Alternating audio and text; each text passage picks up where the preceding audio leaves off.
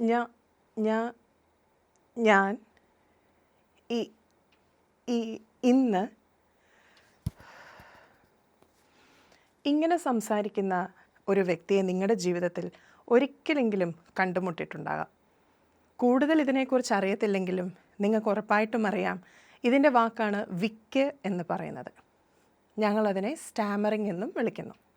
എല്ലാവരും കരുതുന്നത് വിക്ക് വരുന്നത് പേടി ഉണ്ടാകുമ്പോൾ, അല്ലെങ്കിൽ അധികമായി സെൽഫ് കോൺഫിഡൻസ് ഇല്ലാത്തവർക്ക്, അതുപോലെ തന്നെ ബുദ്ധിപരമായ പ്രശ്നമുള്ളവർക്ക്, ഇങ്ങനെയുള്ള ഒരു കാഴ്ചപ്പാടാണ് മിക്കവരിലും കണ്ടുവരുന്നത്.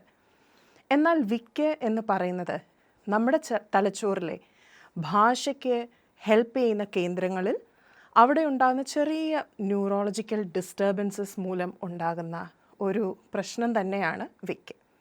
വിക്ക് അതുമൂലവും ഉണ്ടാകാം.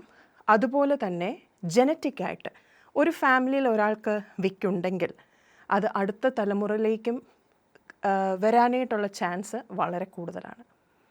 And again one more factor is there, learned behaviour. ഇപ്പം കുഞ്ഞ് ക്ലാസ്സിലെ ഒരു കുട്ടിക്ക് വിക്കുണ്ടെങ്കിൽ അവനെ കണ്ട് മറ്റുള്ളവരും അത് ഇമിറ്റേറ്റ് ചെയ്യുക എന്നുള്ളൊരു ടെൻഡൻസിയും കണ്ടുവരുന്നുണ്ട്. ഇങ്ങനെ പലതരത്തിൽ വിക്ക് കാണപ്പെടുന്നുണ്ട്.